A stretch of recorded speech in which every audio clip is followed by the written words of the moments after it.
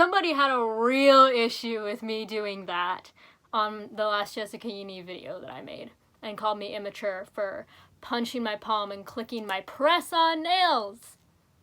Yeah, you're totally right. I'm so sorry. That is literally the greatest thing that you could take away from every point that I made about calling out a pedophile. I am so deeply sorry that I'm so immature for clacking my press-on nails when calling out a pedophile. I'm so sorry that bothered you. I'm really sorry. You're so much smarter than me. Okay, now that that's aside, I will not refrain from doing this or clicking my nails when I'm passionate about something. That's just something I do. And if you have an issue with it, go watch another person's channel. I have more subscribers than you, and you know, a semi-famous YouTuber shouted me out for doing God's work and calling out a pedophile. So if that's your issue with me, then I'm sorry, go watch another channel. You're clearly too immature to handle someone calling out a pedophile because of fidgeting. Okay, the video that I'm gonna make today is really kind of odd. I made a video like this a long time ago, but it was so, like, I was in middle school-ish, like late middle school. I was confused and I was ignorant, and I'm gonna make another video several years later talking about it because it's something that I get asked about a lot that I don't really like talking about. And that is my sexuality, and I'm gonna get into that in a second. Of course, a lot of people, because of the way that I look, I know I talk about my opinions on TikTok a lot. My TikTok is sharkbait28, no spaces, no underscores, no nothing, just sharkbait28 if you want to check that out. I talk about a lot of my political views and stuff like that on there. I made a sound that kind of went viral. The Put a Finger Down My Opinions edition, I did that sound, that was me. I got some shit for it because I made a joke about old people not being allowed to vote. That was a joke. I didn't actually mean that. A lot of people took that seriously, and the comment I got a lot from people that didn't agree with me was, of course she looks like that. She probably identifies as gender flexual. Like, that was the comment I got from a lot of people that didn't agree with me. That's something that we're gonna talk about today. I don't like talking about it because me being LGBT is something that a lot of people just make a big assumption about me, about just by looking at me. Like, they look at me and they just assume that I'm a lesbian or that I'm pansexual or that I'm non-binary or whatever else. I am me. Like, I don't like labels. I'm so trendy. I don't like labels. Truthfully, I don't. And when it comes to my sexuality, that's something that I don't really talk about. It's in my TikTok bio, obviously, because I talk about LGBT issues on my TikTok. Not as much anymore, but I did in the past, and people would always say, oh, she's not even LGBT. Yes, I am. So I had to put that in my bio so that people would stop coming after me for having a different viewpoint than the majority of others. Being LGBT has become so normalized, which is totally fine. I'm very progressive with all that stuff. I got my rainbow sticker back here. You can't see that. I went to Pride last year for the first time, and it was a great time, but because it's become so normalized, I think some people like to make it their entire personality, and I think that, you know, even though being alternative is fine, a lot of the people that are in the LGBT community are alternative, at least the majority that are loud politically, do look like me. And I don't want people making an assumption about my sexuality just by looking at me. So that's why I don't like talking about it. And I don't want it to be my entire personality. If we're using an umbrella term here to describe me, yes, I am bisexual. But if we're gonna pick that apart, which we're gonna do in a second, I'm gonna talk about my journey with my sexuality and all that stuff.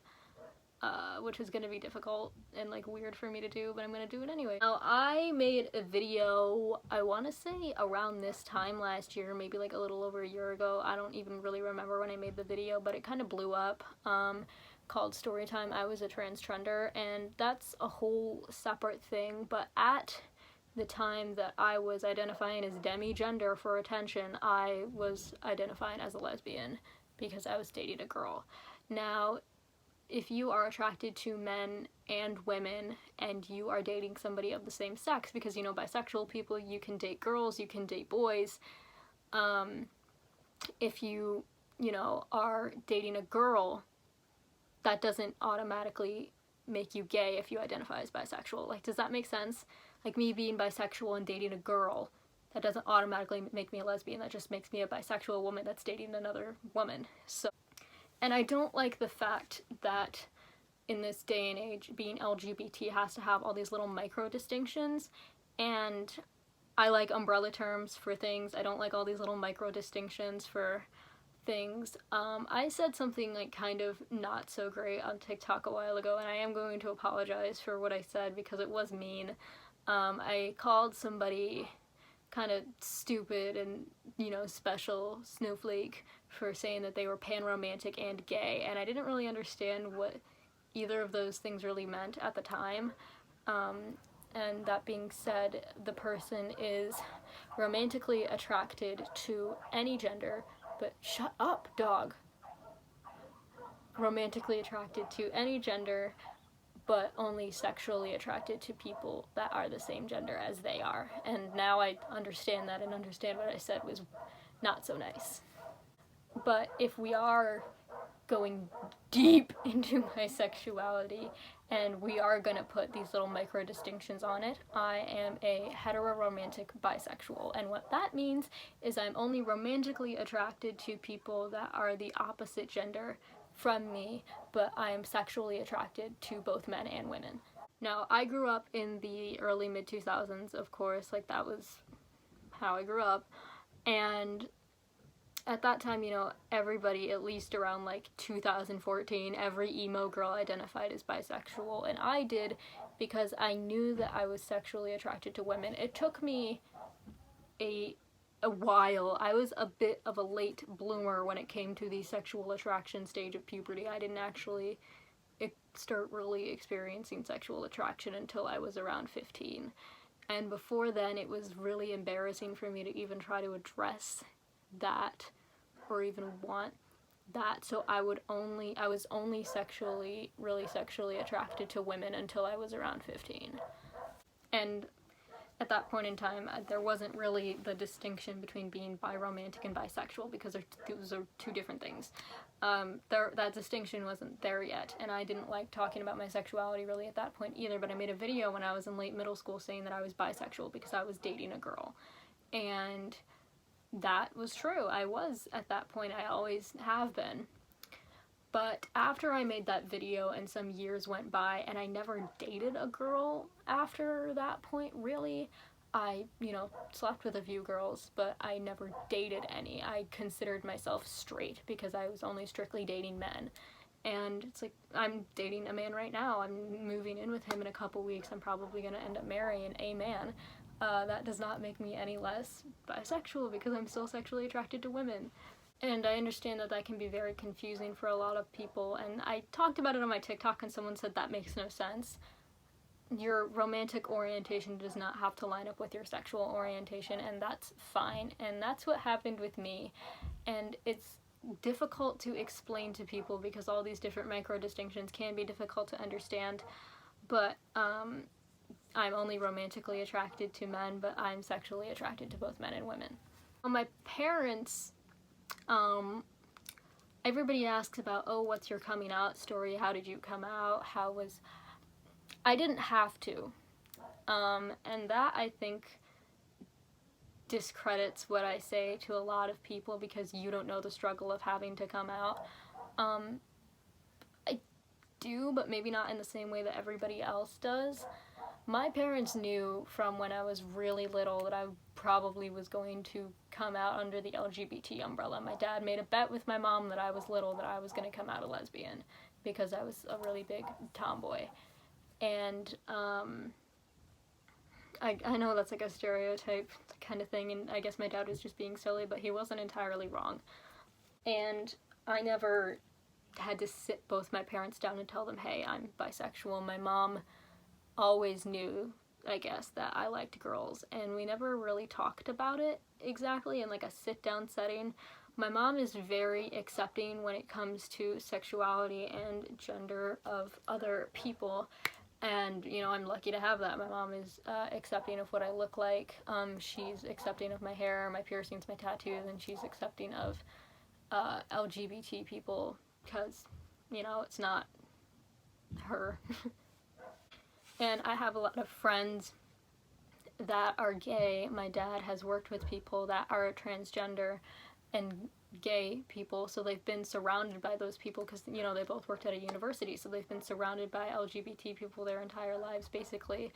And so my mom, I guess, she addressed it in the car, I think, once a couple of years ago when we were going to, like, Starbucks, and I was still identifying as straight at that point because I didn't want to slap a label on myself and say that I was bisexual because I didn't want to be lumped in with all of the other, like, crazy SJWs and LGBT. I was still identifying as straight at that point, but I was talking to my mom about how my romantic orientation doesn't line up with my sexual orientation, and she's like, oh yeah, I know. I know. And I was like, okay, thanks. And, like, that was the end of that conversation. I didn't have to come out like everybody else did. So I guess that's everything I wanted to address.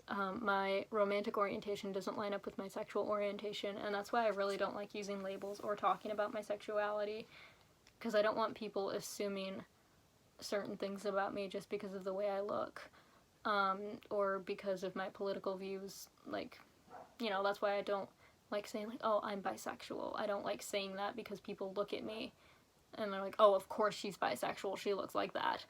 I don't like that, so that's why I don't really like talking about my sexuality, but here I am, I'm out in the open. And if your romantic orientation doesn't line up with your sexual orientation, I want you to know that that is okay. You're not excluded from LGBT. I understand how you feel. And you don't need to use micro distinctions in order to put yourself in a community where you feel like you're not sure if you'll be accepted, if that makes sense. You don't have to use these little micro distinctions to let people know that you're this and you're this. If you don't feel comfortable doing that, you don't have to. That is fine. You can just be you. I am not Kat the bisexual, I'm just Kat. So that's my little rambling about all that. I was thinking about it last night because, you know, somebody on TikTok just assumed that I was straight. And I'm like, no. But I thought of the idea to make the video after somebody had said something kind of rude to me about, you're a cishet, you shouldn't be. I'm like, okay, stop, I'm not. But yeah, that's my little video. I hope this maybe helped some of you to maybe feel better about yourself or feel more confident. I love you guys. Thank you so much for all the love and support. And until next time, have a good day or night or whatever.